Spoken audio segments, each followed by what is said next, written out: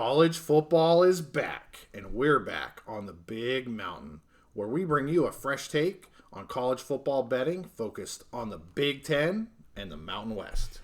Hey, it's good to see you again. If you're a first-time viewer, welcome to the Big Mountain. My name is JY. This is my good friend Steve. Woo, woo. Go Dogs! Go Dogs! Fresno State 29-0. The first time Arizona State has been shut out since 2008 at home. I was reading some articles saying the only people left in the stands at the end of the game were Fresno State fans, which makes sense. You know, made it a little home game at the end with everybody leaving early there. Yep. So just a dominating effort here by Fresno State. I'm going to go down through a couple stats here, talk about just high-level stuff with the game. I know Steve has some things that he wants to bring up as well, but, you know, they were up 16-0 at the half. Again, ended at 29-0. Let's look at some team stats here. Obviously, they're going to be skewed towards Fresno State when you have a score this lopsided. First downs were 24 for Fresno State, 15 for Arizona State. Total yards, 350 for Fresno, 230 for Arizona State. Possessions, Fresno State had 37. Arizona State had 23, so very lopsided. And then the big kicker, that if you watched the game at all, you saw at least one or two of them, 8 turnovers for Arizona State. So the dog defense just gobbling the ball up. Fresno State didn't have any turnovers. There is nobody in this world that's going to win a football game with a turnover spread of 8-0. And it never happened. And it wasn't just like Arizona State had one bad quarterback that was turnover. Didn't they have 3 different quarterbacks through an interception? They did. They had 3 different quarterbacks playing the game. All 3 had at least 1 interception. Pine actually had 2 interceptions and 2 lost fumbles. So just craziness all over the quarterbacks. They couldn't put a quarterback in to not throw a pick in this game. Want to go over the first half here for Arizona State. This is the beginning, or this is all of their possessions in the first half. Arizona State, first possession, interception. Second, fumble. Third, fumble. Fourth, huge stop for Fresno. You know, if there was one key point in the game, it's this one, where they turn it over on downs. Arizona State turns it over on downs. First and goal at the 2. 16-0 at this point, and the Dogs hold them.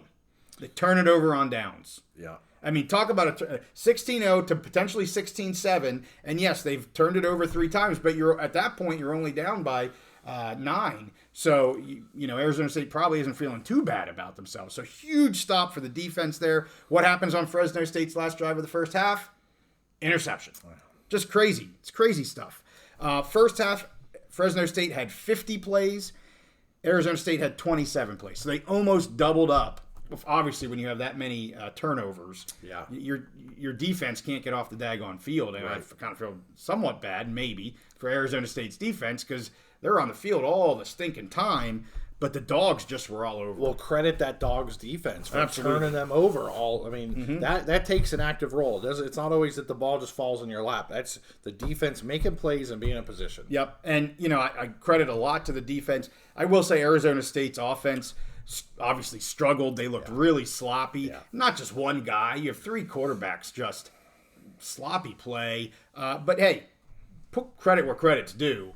You know, if you got 3 guys turning the ball over that much, the defense has got to be doing something right. It's not one guy having a bad game. Yep. It's defense domination is what that is.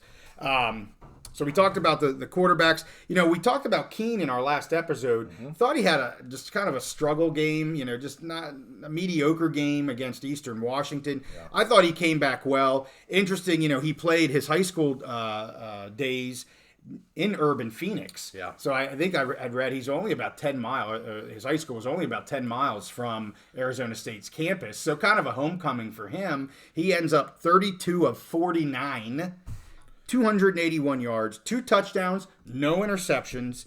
Really good bounce back for him. Very solid game for him. I'm real happy that Keene is back, you know, to where we saw him in the beginning of the season. I don't want to, you know, say too much about the Eastern Washington game. Yeah. We've already covered that. A little bit of a stinker, but bounce back game here for him and the whole team. So that's a fantastic point. He had a great game, and we did talk about this last week. it's important to remember these are college kids. Yeah. Very likely chance, and I'm not saying this to disparage him because he had a great game. Mm-hmm. Is there a possibility last week he was really looking forward to going back to Arizona, playing this game on the road, and had that in the back of his mind, and it might have just kind of taken him mentally out of that other Eastern Washington game a little bit. Right. It happens. These are college kids, but this week you could tell he was focused. He looked amazing. The team looked amazing, and he played great. And not to take a point that I know you want to hit later on, but you've got a Big Ten foe. Mm-hmm. You've got a Pac-12 foe, and squished in between them. Yes, I get it's the home opener, but you got the Eastern Washington. Again, not to disparage that team, but you come off a big win.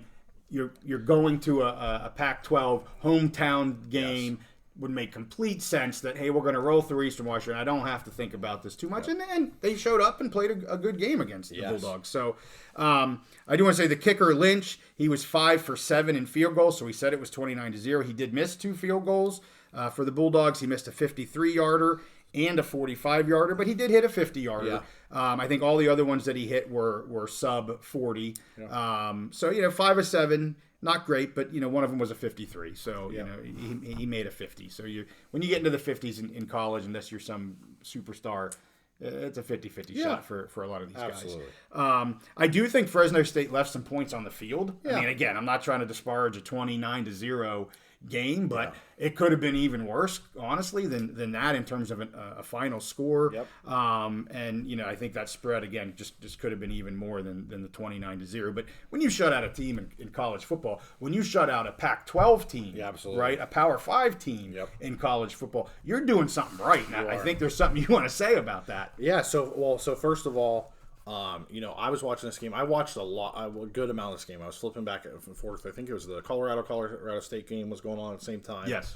They were overlapping. But I kept, every time I would come back to this game, even though the other game was exciting, I was amazed at Fresno State, just how well they were playing. And when you watch that game, if you didn't know anything about the other teams and someone told you one is a Power 5 team, one is a Group of 5 team, Fresno State looked like the Power 5 team. Yeah.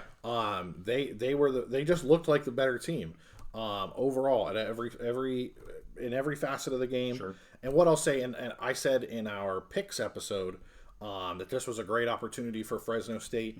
I came into this season without a Mountain West team. Mountain West has always been your thing. Yeah. Big Ten's been my thing. We traded picks, but this year I've watched it more since for this, and I've been amazed at Fresno State. They have a great potential this year, and really they've put together with a road Big Ten win, and now a road Pac-12 win, sandwiched together with another win. They're 3-0. Those two, to me, they have the best resume of any Group of 5 team.